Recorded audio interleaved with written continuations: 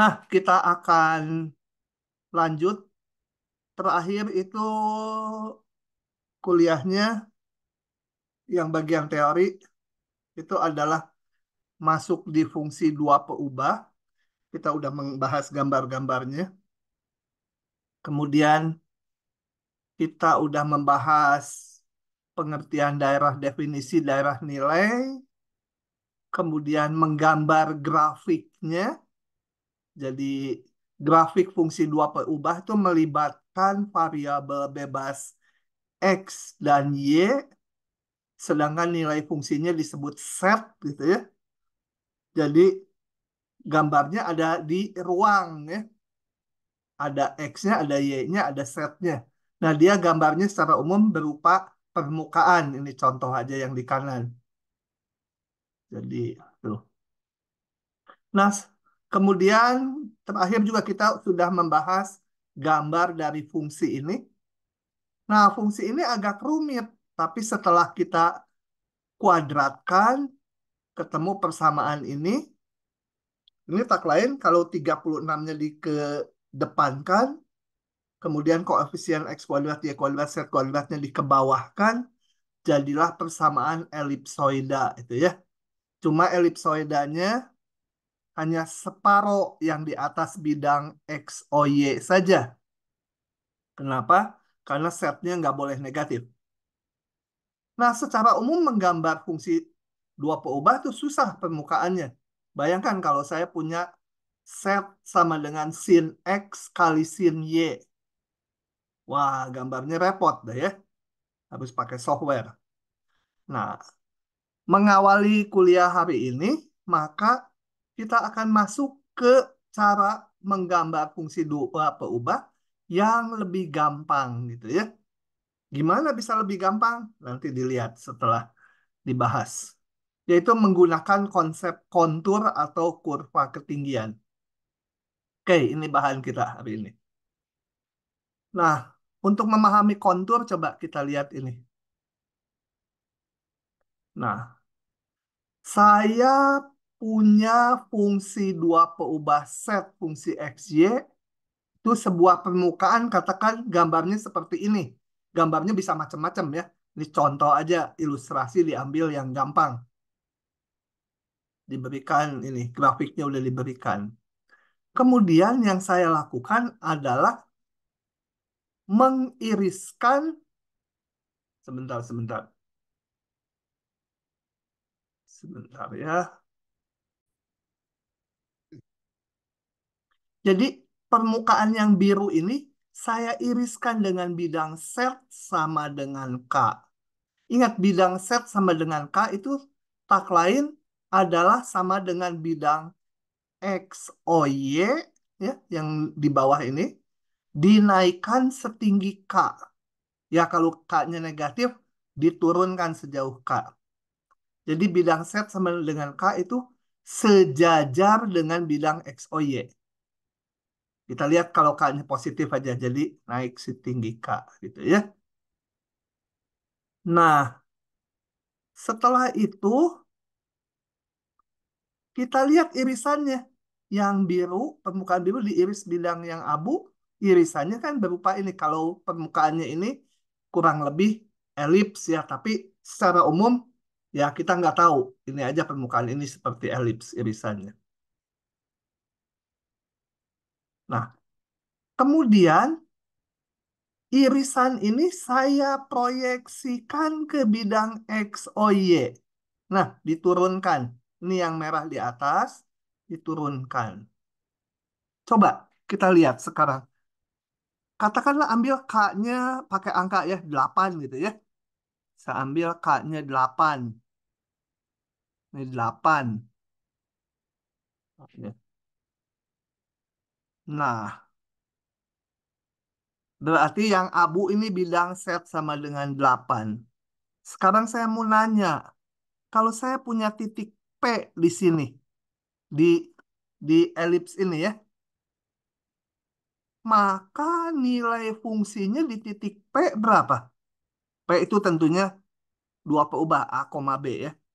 Jadi nilai fungsi di titik A, B berapa? Ada yang coba mau jawab, nebak boleh.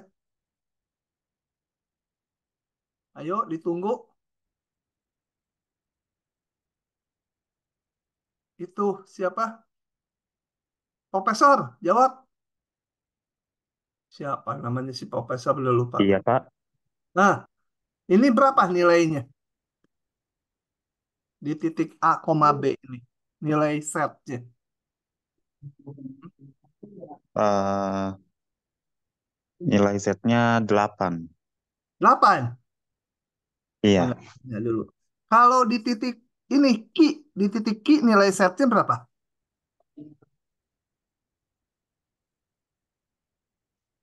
Andika lagi, 8 lagi.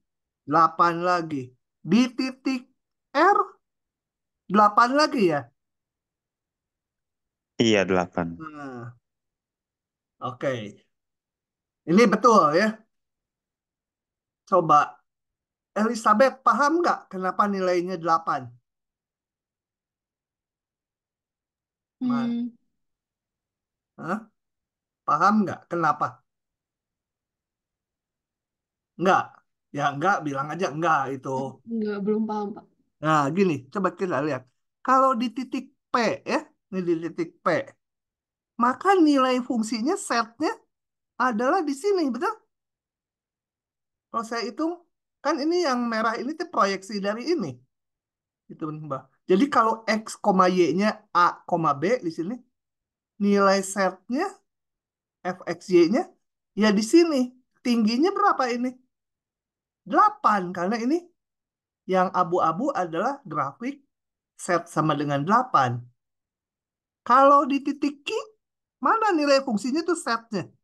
Ya jatuh di yang sini lagi. Tingginya kan 8 juga. Di titik R, tingginya 8 juga. Nah, udah paham Elizabeth? Sudah, Pak. Makasih, Pak. Nah, Javier Abner, paham nggak? Kenapa nilainya 8? Paham, Pak. Ah, Ani, paham nggak Ani? Ani Andong? Insya Allah, Pak. Nah, paham ya? Oke, sekarang saya mau hapus ini yang item-item yang barusan saya coret. Jadi, ya, ini 8 aja dulu. 8 itu. Nah, jadi semua titik X, Y yang ada di elips bawah ini, semua titik yang ada di elips merah ini, nilai setnya selalu 8 ya. Nah, jadi ini semua titik pada kurva merah yang ada di bidang X, Y itu nilai fungsinya, yaitu fxy-nya, semua xy yang ada di situ ya, itu selalu 8. Kalau ini k-nya 8 tadi. Oke, kalau k-nya diganti sembarang nilai k, bukan 8 lagi, ini k, ini juga k, ya ini k gitu ya, tingginya k. Oke, nah kurva ini dinamakan kurva ketinggian dari fungsi semula dengan ketinggian K. Maksudnya adalah kurva pada kurva ini semua nilai setnya sama dengan K, nilai fungsinya. Jadi ini adalah kumpulan titik-titik yang nilai setnya sama, yaitu K, gitu ya. Nah, itu disebut kurva ketinggian. Jadi kurva ketinggian dari sebuah fungsi adalah kumpulan titik-titik di bidang X, Y ya. Di bidang X, O, Y atau di bidang X, Y yang mempunyai nilai set sama atau tingginya sama. Ya bisa negatif, bisa positif tergantung tergantung fungsinya.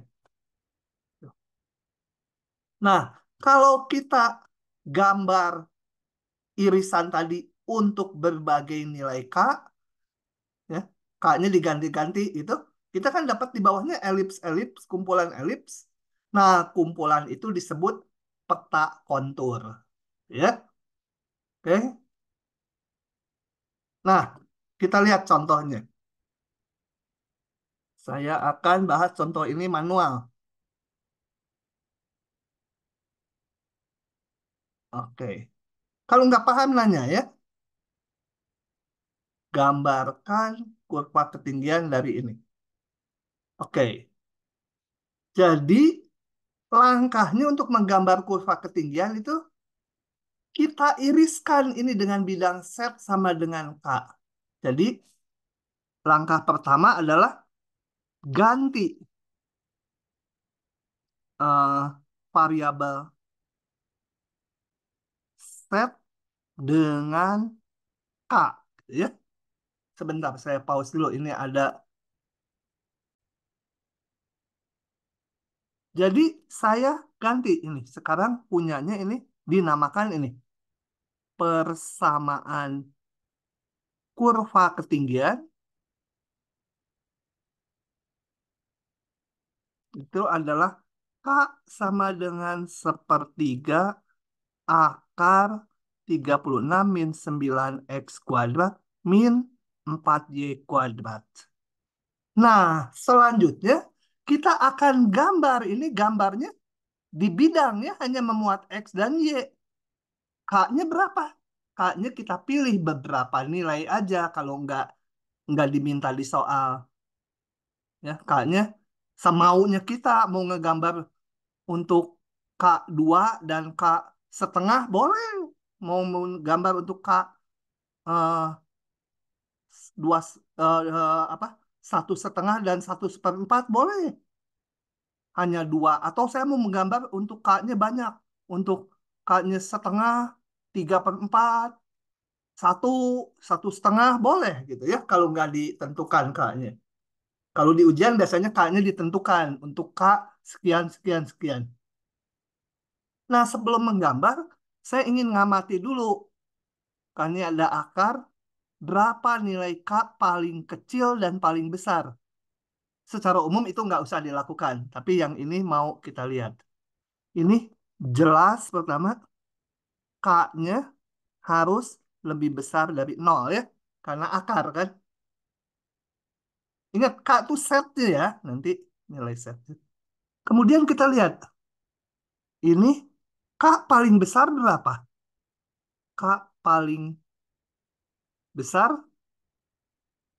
bila kita lihat ini K paling besar kalau ini nol kan?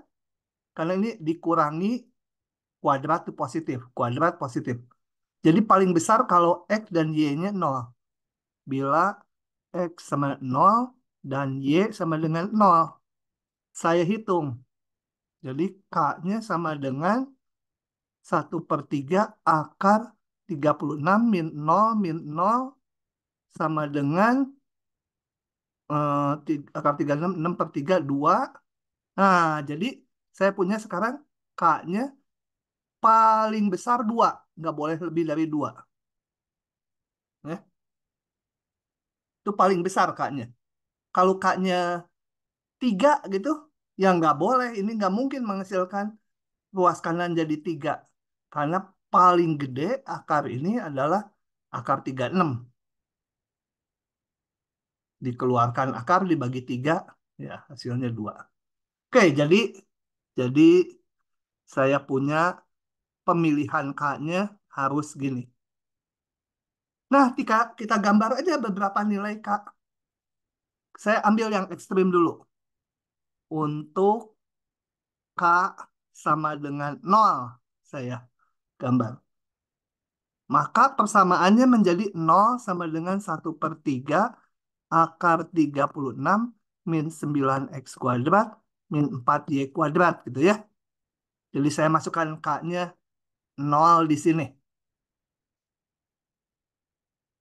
Ini saya mau sederhanakan eh, menjadi akar 36 min 9x kuadrat min 4y kuadrat. Sorry, udah direkam belum ya? Oh, udah.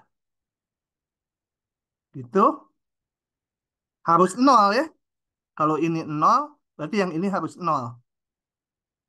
Nah, sebentar. Ini.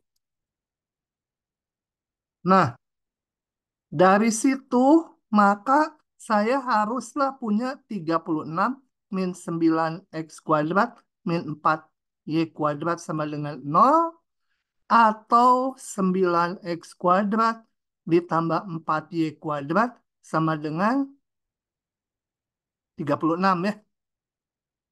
Atau, nah ini elips. Saya bikin ruas kadarnya 1. 9-nya juga dikebawahkan. 36 per 9, 4. Y kuadrat. 36 per 4, 9. Gitu. Nah, itu elips. Kita gambarlah elips itu ya. Ini saya udah gambar nih elipsnya. Coba lihat lagi. X kuadrat per 4, Y kuadrat per 9 sama dengan 1. Nah, tadi di kuliah sebelumnya udah saya gambar ini pakai GeoGebra. X kuadrat per 4 tambah Y kuadrat per 9 sama dengan 1. Warnanya jangan hitam kasih warna lain. Eh, loh, settingnya mana? Oh, ini ukurannya. Bentar ya, settingnya dulu. Kemana dia? Oh, nggak keluar settingnya. Bentar ya. Ah, kenapa ini teh? Sebentar, ini pakai 2 layar, ukurannya gede. Jadi, oke. Saya mau pilih colornya merah, gitu ya. Ini teh, kumaha sih? Ah, Nah, begitu. Oke, kemudian saya mau hilangkan labelnya juga. Ini equation satunya hilangkan. Oke, gambarnya seperti ini. Nah, saya ambil ya. Saya ambil, saya tempelkan di sini. Nah, itu adalah kemana? Kok ngilang? Nah, ini adalah gambarnya itu ya. Setelah itu, kita kasih label. Kita kasih label. Ini 0. 0 itu menyatakan nilai K-nya. Dan kalau kita balik lagi ke atas, K itu pengganti dari setnya. Jadi dengan demikian, semua titik yang ada di elips ini, semua pasangan X, Y, kalau dihitung nilai fungsinya, akan dapat setnya 0. Kenapa kan tadi dari ini di set K-nya 0. Gitu ya. Semua titik yang di elips ini nilai setnya 0. Kemudian kita gambar lagi untuk K yang lain. Coba saya gambar untuk K2. Untuk, kok jadi merah? Untuk K-nya sama dengan 2 yang paling gede. Saya punya persamaannya 2 sama dengan 1/3 akar 36 min 9x kuadrat min 4y kuadrat. Begitu. Saya kalikan ke sini jadi 6 sama dengan akar sekian. Saya kuadratkan 36 min 9x kuadrat min 4y kuadrat. Ya. Nah, saya dapat apa? X 9x kuadrat ditambah 4y kuadrat sama dengan 0. Bukan elips ini. Ini, sorry, salah. 9x kuadrat. Gitu ya. Nah, ini hanya dipenuhi kalau X, Y-nya hanyalah titik 0,0 ya. Nah, saya gambar lagi. Ini, titik 0,0. Kasih label ini 0. Artinya apa? Ini adalah kurva ketinggian yang memang cuma satu titik. Kurva ketinggian di mana nilai setnya 0. Jadi kalau X-nya 0, Y-nya 0, nilai setnya 0. Ya. Untuk K yang lain, kita gambar. Untuk K yang lain tuh, 0 tadi udah, 2 udah.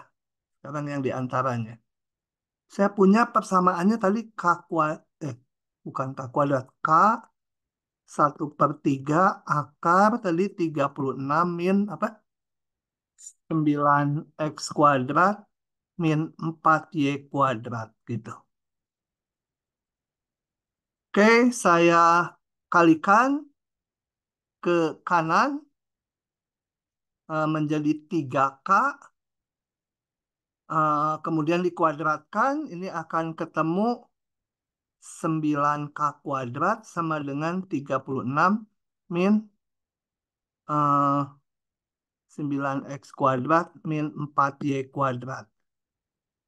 Kemudian saya hitung 9x kuadrat ditambah 4y kuadrat sama dengan 36 min 9K kuadrat.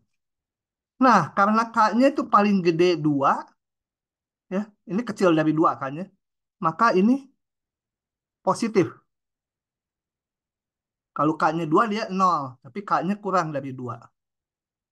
Maka ini saya ubah menjadi X kuadrat per 36 min 9K kuadrat per 9 ditambah Y kuadrat per 36 min 9K kuadrat dibagi 4 sama dengan 1. Gitu ya. Nah, ini elips. Kita gambar elipse untuk berbagai nilai K. Kalau digambar, didapatlah yang ini. Saya buka di sini. Bentar ya. Mana? Ininya penjelasannya ngikuti yang tulisan saya di OneNote aja. Yang ini nggak enak penjelasannya. Sengaja makanya saya tulis. Tapi ininya mau saya satukan. Bukan salah ya, yang di slide juga betul. Cuma nggak serinci yang saya omongkan. Nah, untuk berbagai K. Jadi kalau K-nya 1, ketemulah yang hijau. K-nya 1,5 ketemu yang ini. K-nya 1,8 ketemu yang ini. K-nya 2 tadi 1 titik. Itu udah kita gambar di sini. Dan yang paling luar K-nya 0. Nah, ini peta kontur. Jadi, apa kegunaannya? Dengan melihat ini, meskipun gambar permukaan 3 dimensinya nggak tahu, tapi saya bisa memperkirakan di pusat koordinat nilai set paling besar. Kalau saya bergerak keluar, entah ke kanan, ke atas, atau diagonal, makin lama makin kecil. Di sini 0. Dan yang seperti ini tuh dipakai sama orang geodesi. Orang geodesi ketimbang menggambar permukaan 3 dimensinya, lebih sering menggambar ini peta konturnya. Misalkan di daerah perbukitan gitu ya. Kalau ini menggambarkan kontur dari daerah perbukitan, kita tahu posisi-posisi di mana bukitnya tinggi atau rendah. Kalau ini ya di pusat koordinat bukitnya paling tinggi. Kalau bergerak keluar, ya dia makin rendah gitu ya. Begitu. Oke, sampai situ dulu. Kalau ada pertanyaan silahkan. Kita lihat lagi. Sekarang ini udah. Nah, udah ada yang ingetin. Oke, balik lagi ke sini. Jadi udah ini ya. Balik ke slide-nya. Nah, ada pertanyaan, coba kita lihat. Mungkin nggak dua kontur dengan K berbeda berpotongan? Maksudnya gini, maksudnya gini. Mungkin nggak ada peta kontur yang seperti ini? Ini katakan gambarnya gini. Ini nilai K-nya katakan eh, 3. Kemudian satu lagi. Ini nilai K-nya 5 itu. Mungkin nggak dia berpotongan nih. Kayak ini berpotongan di 2 titik. Coba ada yang jawab. Mungkin nggak? Hah? Ingat, awalnya saya punya ini ya. Mungkin, Pak. Fungsi 2 berubah. Kemudian setnya diganti K. Mungkin nggak? Yaki? Hah? Dia nggak termasuk fungsi kan kalau Z-nya ada di atas dan Berarti nggak mungkin ya. Nggak boleh. ya. Karena kalau dia berpotongan di titik P, berarti nilai fungsi di titik P itu sama dengan 3 karena berada di kurva ketinggian 3. Juga FP itu juga bernilai 5. Nggak boleh. Satu buah titik nilainya 2 setnya. Hasilnya 2. Nggak boleh. Jadi nggak mungkin ada dua kontur yang nilai K-nya beda dan berpotongan. Itu nggak mungkin ya. Oke, yang kedua. Mungkin nggak dua kontur yang tidak berpotongan K-nya sama? Bolak-balik, seperti bolak-balik ngomongnya ya. Nggak bolak-balik. Maksudnya gini, mungkin nggak ini K-nya 2, di sini juga K-nya 2. Gitu. Nah, rasanya nggak ada yang bertentangan ya. Nggak harus nyambung untuk K yang sama. Coba kita lihat ini mah nanti di contoh soal untuk menjawab ini. Coba. Gambar peta kontur, pilih mau yang mana. Saya gambar satu aja. Pasti milih yang B karena yang ini bisa kalian klik. Ya udah yang B. Sekarang mah dari sini ya saya supaya cepat ngegambarnya. Oke, balik lihat ini. Ganti yang namanya persamaan kurva ketinggian tuh ganti setnya dengan K. K sama dengan Y kuadrat min X kuadrat. Nah, kemudian ya ikuti ini ya. Nanti saya ngomong nih. Saya gambar untuk K0. K mungkin 0 nggak? Mungkin. K0 ini sama dengan ini atau di apa pindah ruas min y kuadratnya di y kuadrat kemudian diakarkan penarikan akar ada plus min. Nah ini gambarnya sepasang garis lurus. Kok nggak digambar ya? Harusnya sepasang garis lurus y sama dengan x dan y sama dengan eh, apa min x. Ini k-nya 0. Ini k-nya 0. Berpotongan. Boleh, dah ini makanya sama. Ya, K-nya sama boleh berpotongan. Kalau K yang berbeda nggak boleh berpotongan. Kemudian hilang. Ya baca nanti. Kalau K-nya besar dari 0. Nah, ini adalah hiperbola. Kalau K-nya besar 0, ambil aja K-nya 1 itu. Bayangkannya.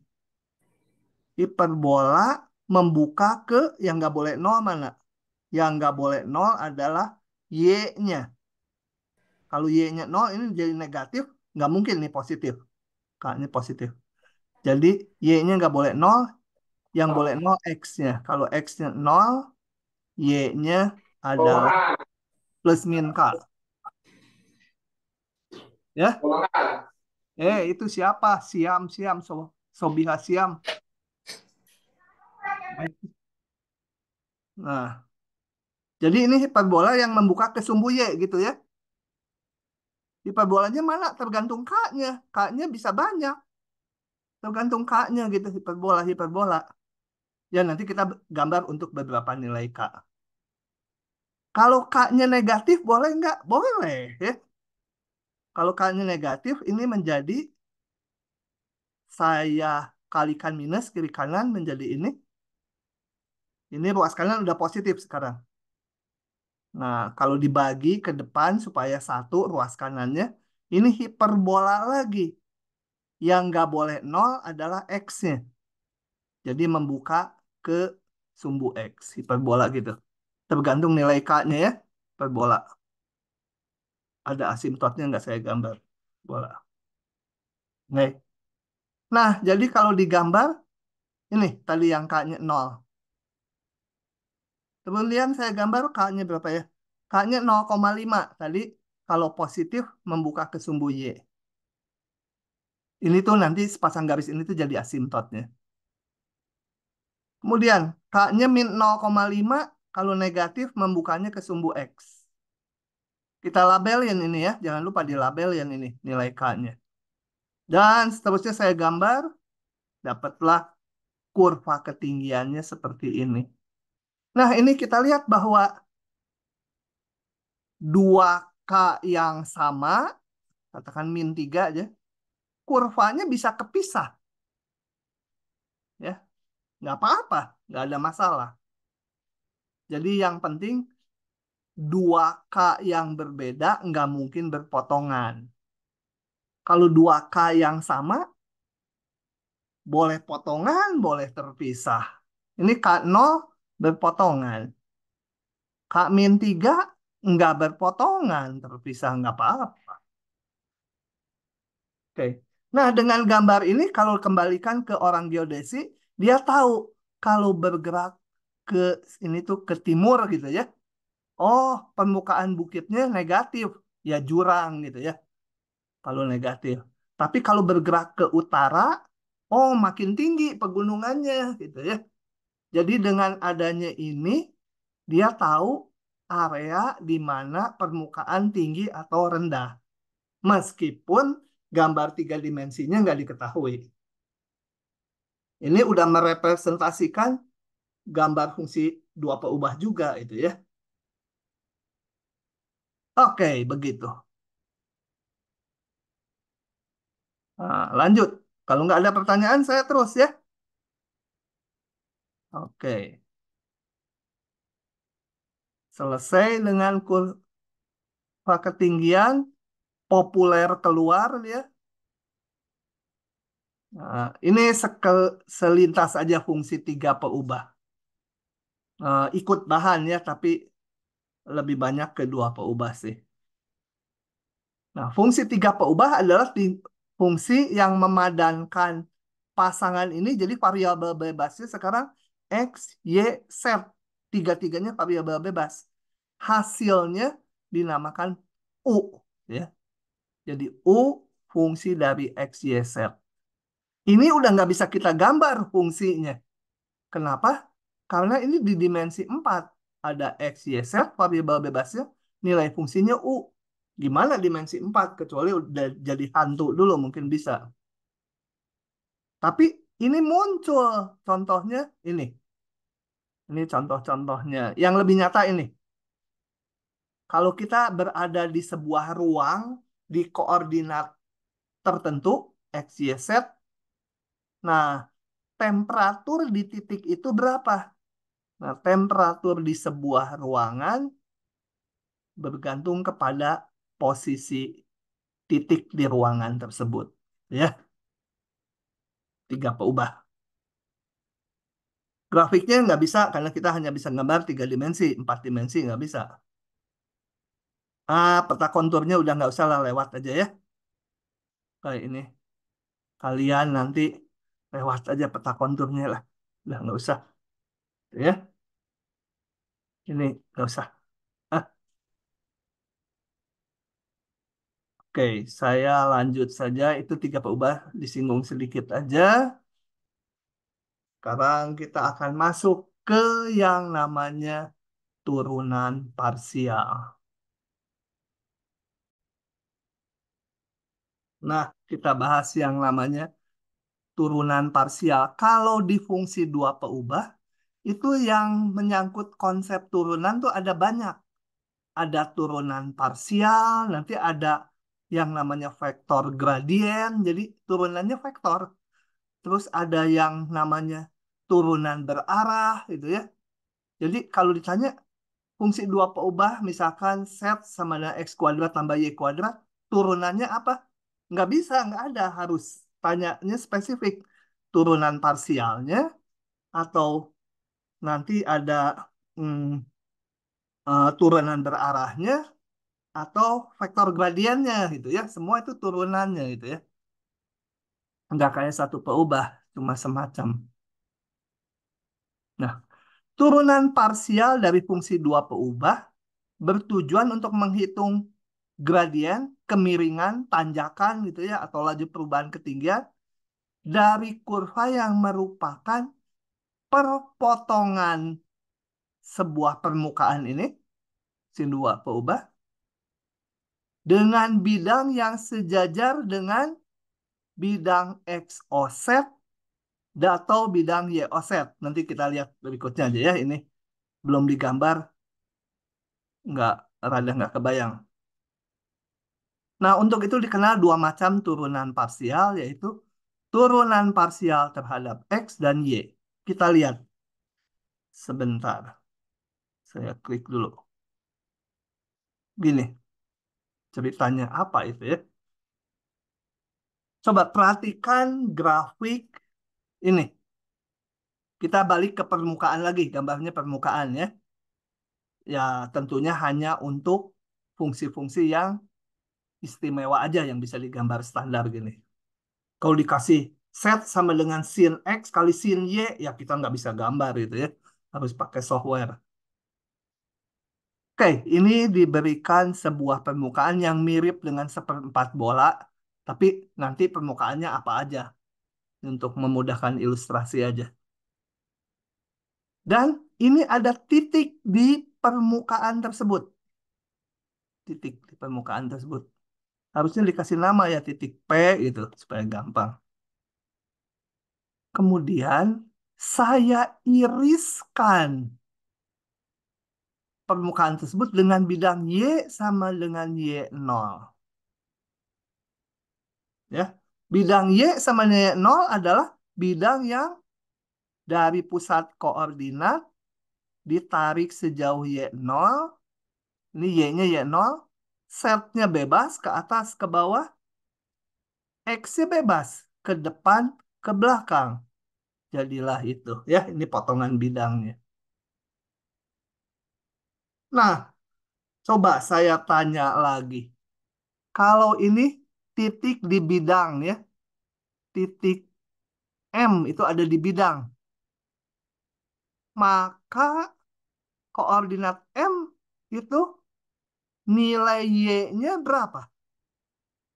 M itu kan katakan sebut A, B, C. Nah, nilai B-nya itu sama dengan Y0. Paham nggak? Di bidang yang biru ini, nilai Y-nya Y0. A dan C-nya nggak tahu. Di titik yang ini juga, kata titik N, koordinatnya pasti entah ini berapa, K, L, M gitu ya. Ini pasti Y0 bagian Y-nya. Apa? T gitu. Ininya Y0. Kenapa? Karena ini kan bidang Y-nya sama dengan Y0. Ya, dan dia sejajar bidang X offset. Sejajar bidang X offset. Cuma di bawah ke kanan sejauh Y0. Makanya ini tadi saya balik dulu ke konsepnya. Ini adalah perpotongan atau irisan permukaan dengan bidang yang sejajar bidang X offset atau Y offset. Nah, bidang kita tadi, ini bidang Y sama Y0, ini sejajar bidang X offset ya. Bidang X offset di bawah ke kanan sejauh Y0. Itu maksud di sini. Nanti satu lagi ada ya, yang kedua ini nanti. Oke. Balik sekarang. Setelah diiriskan, kita lihat irisannya apa? Bidang diiris permukaan. Ya hasilnya kurva kan? Saya gambar kurva irisannya.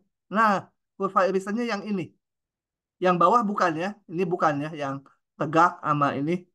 Bukan. Irisannya hanya ini. Sini. Tek, irisannya. Kalau saya punya titik di sini, pasti Y-nya sama Y0 ya. Koordinatnya P gitu. Pasti nggak tahu berapa. Tapi ininya Y0. Ini nggak tahu berapa setnya. Kalau ada titik di situ, titik Q, ini nggak tahu berapa, tapi bagian Y-nya harus Y0. Ya. Semua kurva yang merah ini hitam jadinya. Itu nilai Y-nya selalu Y0, bagian Y-nya. Oke, saya bersihin dulu ya, bentar. Nah, akan dicari kemiringan garis singgung di titik yang dari awal ini punya kita ya. Nah, jadi titiknya di situ. Nah, gimana menghitung kemiringan garis singgungnya? Bukan persamaan garis singgungnya, tapi kemiringan garis singgungnya aja. Oke. Nah, untuk itu kita lihat gini. Saya akan proyeksikan ke ini si kurva merah ini proyeksikan ke bidang X, O, Z. Jadi ke sana bawa sampai ke dinding gitu ya, dibawa. Yang garis biru juga bawa ke dinding. Jadilah gambarnya seperti ini kan? Kalau di sini kan jadi gambarnya gitu mungkin ya. Ya. Kemudian ini garis singgungnya di sana gitu. Nah, kita lihat matanya dari sini, matanya. Jadi sumbu X-nya yang ke kanan kita, sumbu ke atasnya Z. Ini yang merah tadi yang diproyeksikan ke sini. Bisa ya? Jadi mata kita ada di kanan dinding yang XOZ. Nah, ngelihat ke sini, gambarnya seperti ini. Ya, ini sumbu X positifnya, ya ini sumbu X positifnya gitu ya. Oke, saya hapus coretan-coretannya. Kita lihat tadi di kurva yang warna ungu ini nilai Y-nya selalu sama dengan Y0. Jadi Y-nya konstan. Ya. Jadi kurva ini bisa kita tuliskan sebagai nilai setnya hanya bergantung ke X. Ya tentu saja bergantung ke Y, tapi Y-nya konstanta, Y0.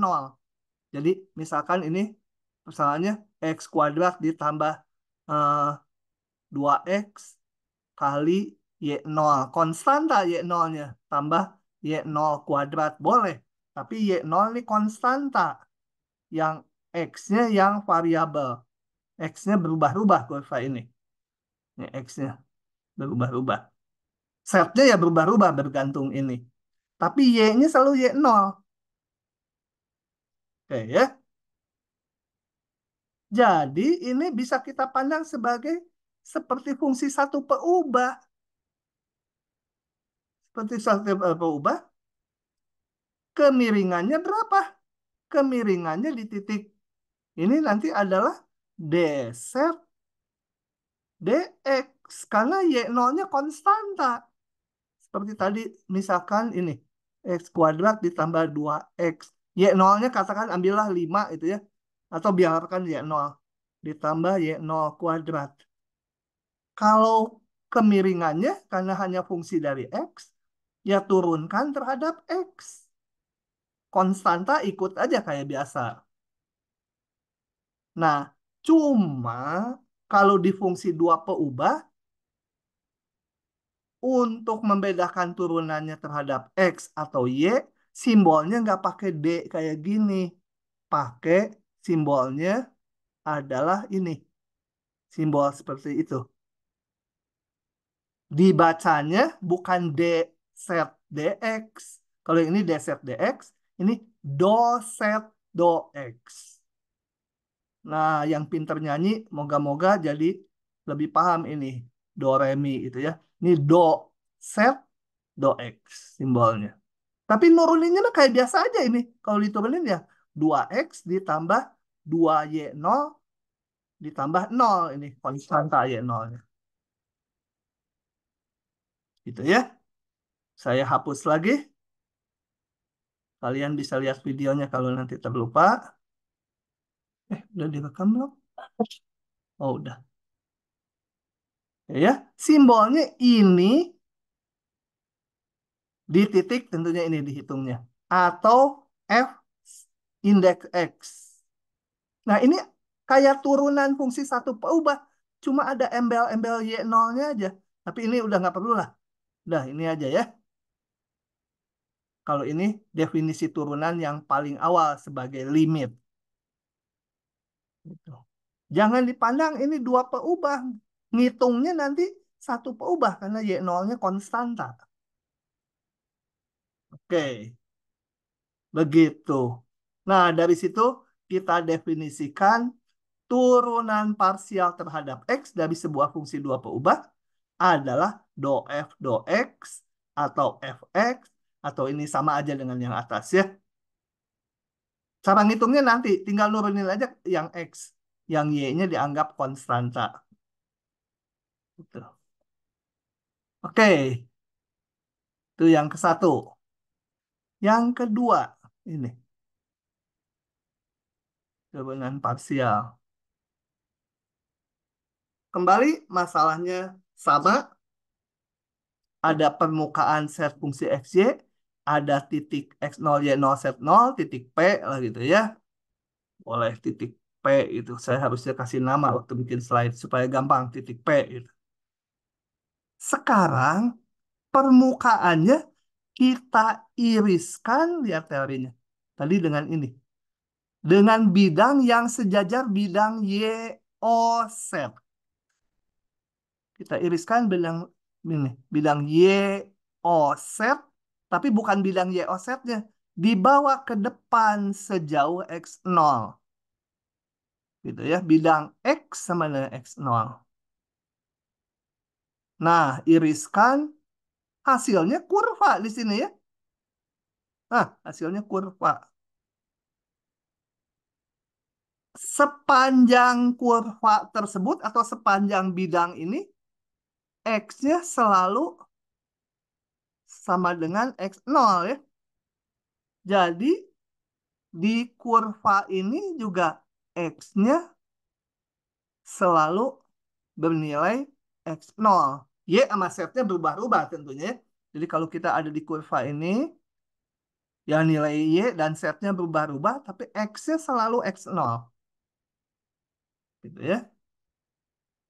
Nah, kemudian saya mau mengetahui kemiringannya di titik ini. Kemiringannya. Caranya, kurva ini saya proyeksikan ke bidang Y, O, Z. Gitu, dibawa ke sana, ke dinding ya, ke dinding. Juga garis hijaunya. Nah, jadi ini. Jadi ini sumbu Y, ini sumbu Y juga nih, sumbu Y. Ke atas sumbu Z. Nah, kita lihat sekarang. Kurva ini X-nya selalu sama dengan X0. Ini konstanta X-nya. Jadi dia bisa kita pandang sebagai fungsi dari Y aja. Contohnya misalkan ini. X0 ditambah sin X0Y ditambah Y kuadrat. Nah ini X0-nya konstan. Kalau Y-nya variabel bisa berapa aja. Jadi dia hanya fungsi dari Y. Ya. Maka kemiringan ini berapa? Ya doset, dz, dy. Tapi dua peubah pakainya do ya. Nah, kemiringan garis singgungnya adalah turunan F terhadap Y. Turunan F terhadap Y. Nuruninnya gimana ini? Ya, Ini anggap aja konstanta, turunin terhadap Y. Kayak fungsi satu perubah biasa. Nanti contohnya ya. Nah, dari situ kita mendefinisikan turunan parsial terhadap Y, simbolnya do F do Y, atau F indeks Y, kita nanti ngitungnya nggak pakai limit ini. Langsung aja pakai rumus turunan. Oke, jadi ada turunan parsial terhadap X, turunan parsial terhadap Y. Gambaran geometrinya udah saya jelaskan barusan. Tapi nanti di soal lebih banyak hitungannya. Kita udah lupa gambarnya nggak apa-apa. Ada baiknya gambarnya kebayang gitu ya. Mana yang do F do X, mana yang do F do Y. Ada pertanyaan sampai sini? Oke. Kuliahnya kalau mau ngebut langsung contoh saya. Nah, ini nanti aja. Lah, contoh. Oke, saya tulis ya. Ini. Bawa ke sini. Pertanyaannya apa? Sebentar.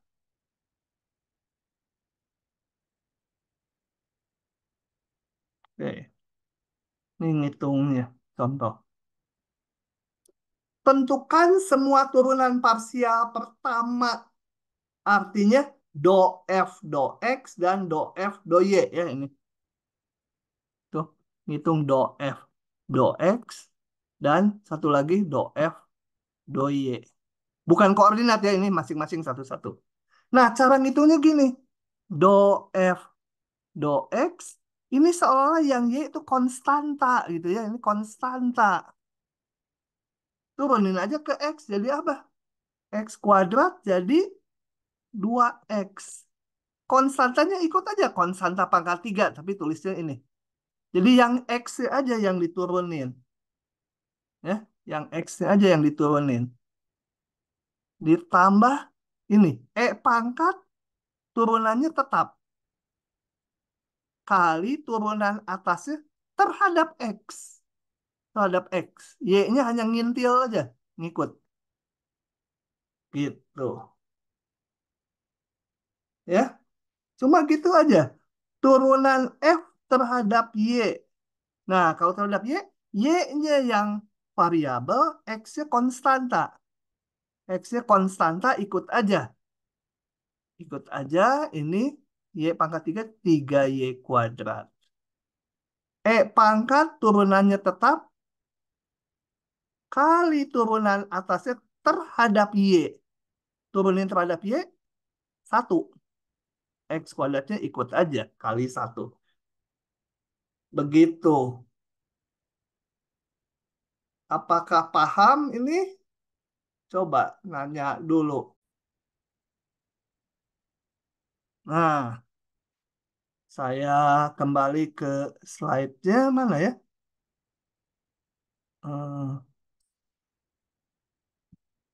Oke.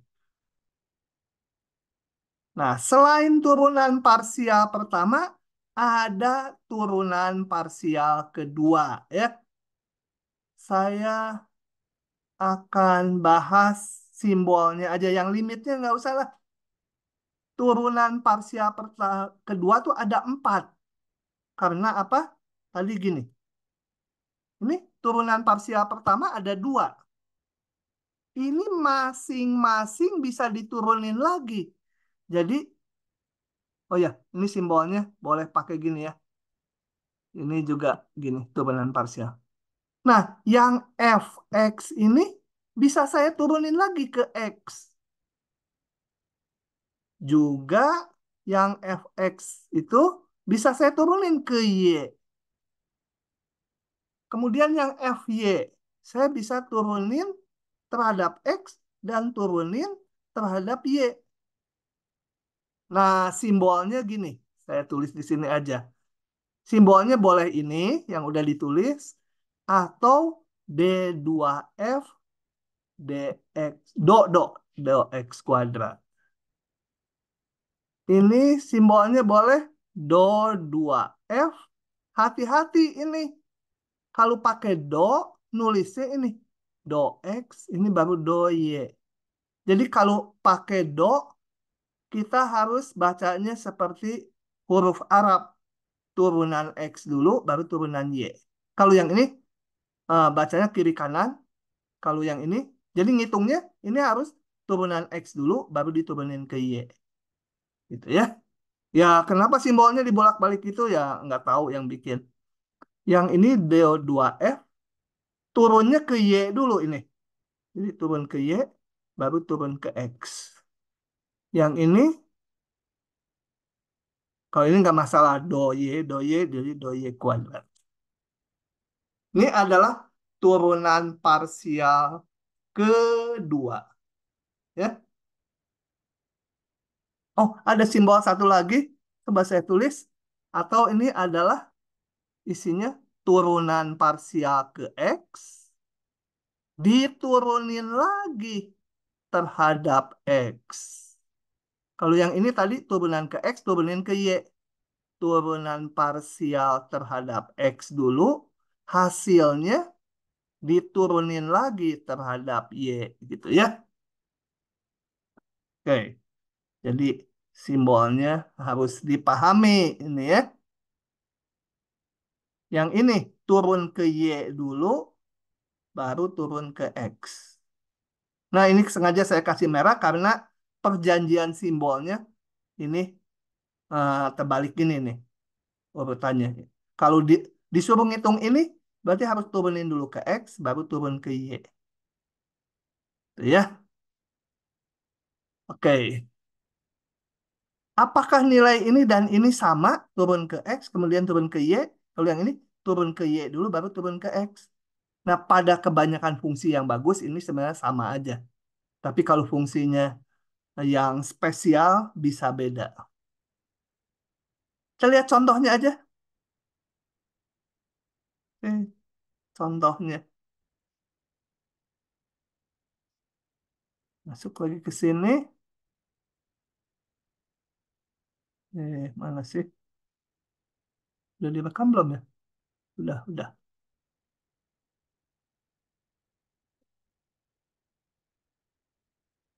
Tentukan semua turunan parsial kedua dari fungsi ini. Sama fungsinya dengan yang di atas tadi ya. Sama aja. Sekarang mau ngitung turunan parsial keduanya ada 4. Nah, saya hitung. Saya kalau mau ngitung turunan parsial kedua, harus ngitung turunan parsial pertama dulu. Oke. Jadi ini mau saya salin ulang karena nanti ketutupan. Saya salin dulu ini. Nah, ini ya. Saya salin ke sini supaya kelihatan. Turunan parsial keduanya yang ini nanti ada f x x. Artinya ini diturunkan lagi terhadap x. Turunin terhadap x, ya 2. Y-nya konstan. Ngikut aja. Ini kayak konstan saja ada yang Y-nya. Ditambah, ini perkalian. Perkalian, ya pakai rumus turunan perkalian terhadap X.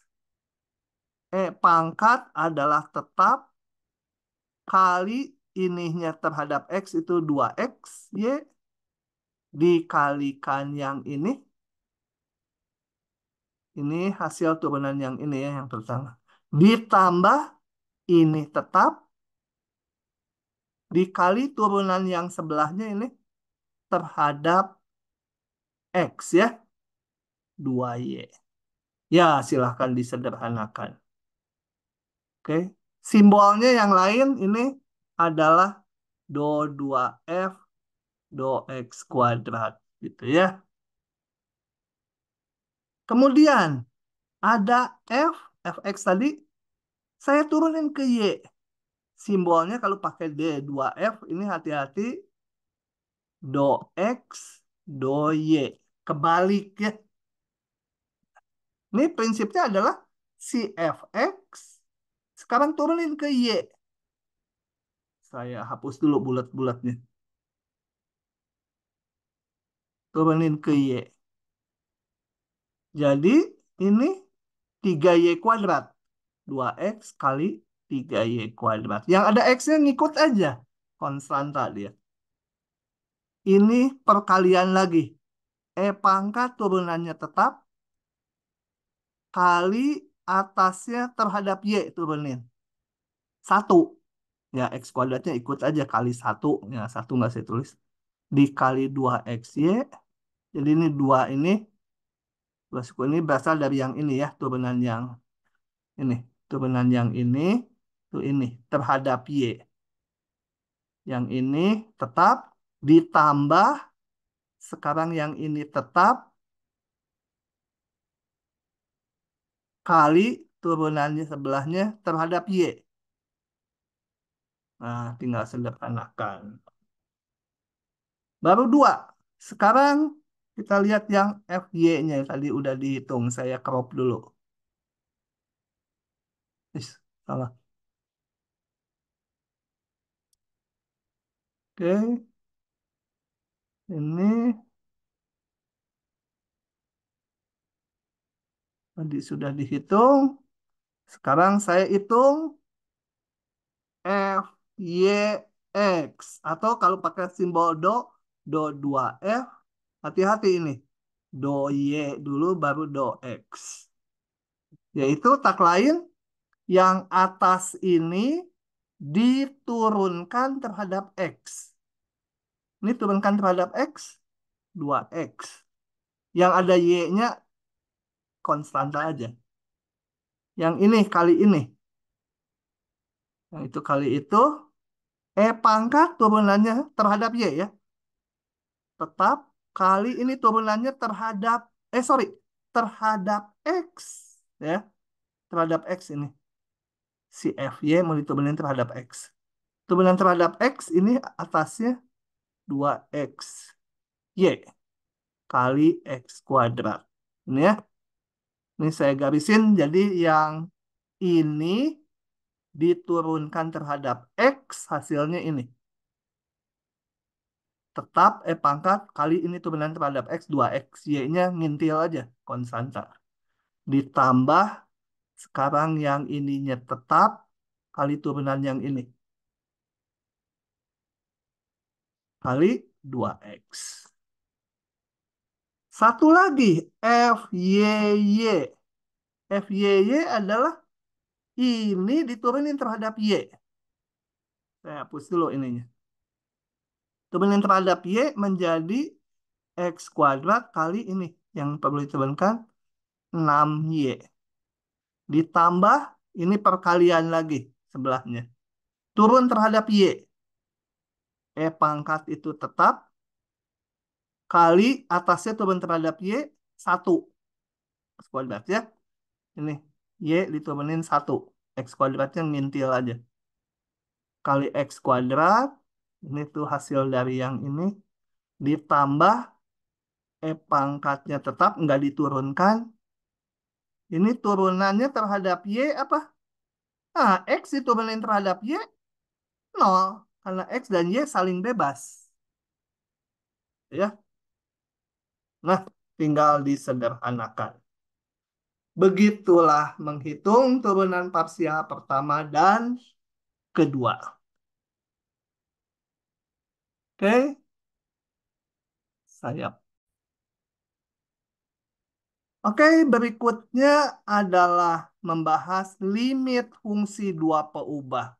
Cukup lama ini. Soal-soalnya cukup variasi. Konsepnya sangat rumit, hanya nanti dibahas disederhanakan aja. Teoritis betulnya nanti kalau kalian masuk matematik di kuliah analisis real. Jadi sampai hari ini, untuk hari ini itu sampai turunan parsial dulu, saya hentikan kuliahnya. Oke, kalau udah nggak ada pertanyaan lagi, saya akhiri ya. Sampai ketemu besok. Masih online. Pak, mau nanya bentar, Pak. Oh, boleh, silahkan mau nanya. Yang soal sebelum kelas tadi